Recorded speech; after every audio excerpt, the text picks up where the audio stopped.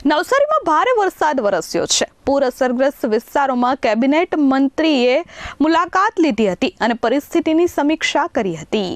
નવસારી જિલ્લામાં ભારે મેઘ ખાંગા થયા હોય તે રીતે વરસાદ વરસી રહ્યો છે। ભારે વરસાદની અસર જનજીવન પર થઈ છે।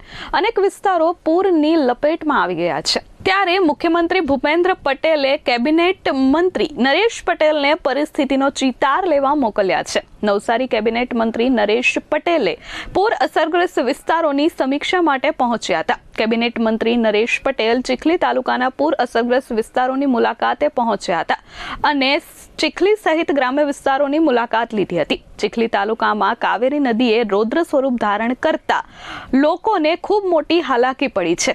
તેમણે અપીલ કરી હતી કે નીચાણવાળા વિસ્તારના તમામ લોકો સલામત સ્થળે ખસી જાય, જેથી કરી કોઈ જાનહાનિ ન થાય।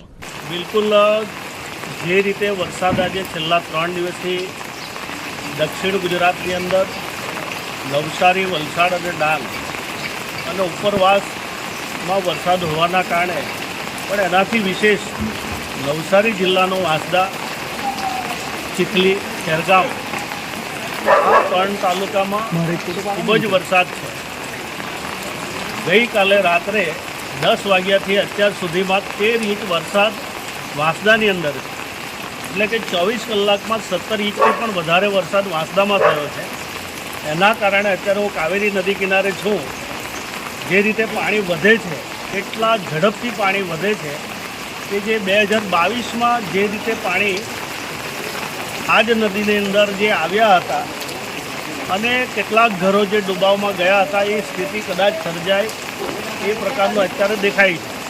અને એના કારણે આજે પૂરી રાત અમે પોતે પણ ઉજાગરા કર્યા છીએ અને તંત્રને બિલકુલ તંત્ર પણ જાગતું છે અને જેટલા લોકોને શિફ્ટિંગ કરવાના છે એ રાત્રે ને રાત્રે શિફ્ટિંગ કરવાનો બધા જ પ્રયત્ન થઈ ગયા છે, હજુ પણ ચાલુ છે।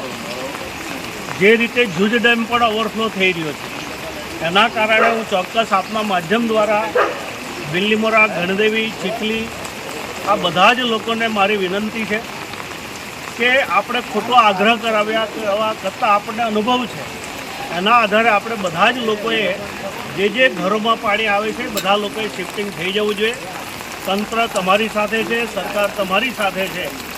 ગઈકાલે હું પણ અમારા માન્ય મુખ્યમંત્રીશ્રીએ તાત્કાલિક આ વરસાદ દક્ષિણ ગુજરાતને ધ્યાનમાં રાખીને મને પણ મોકલી દીધો હતો અને હું પણ કાલે 6 વાગ્યે એટલે બિલ્લીમોરા અને કાંઠા વિસ્તારમાં હું ફરીને આવ્યો છું। પણ ગઈકાલે જે હતો એના કરતાં આજે વધારે પાણી છે, એટલા માટે બધા લોકોને ચેતવું છું। દીપક વસાવા, S24 ન્યૂઝ, નવસારી।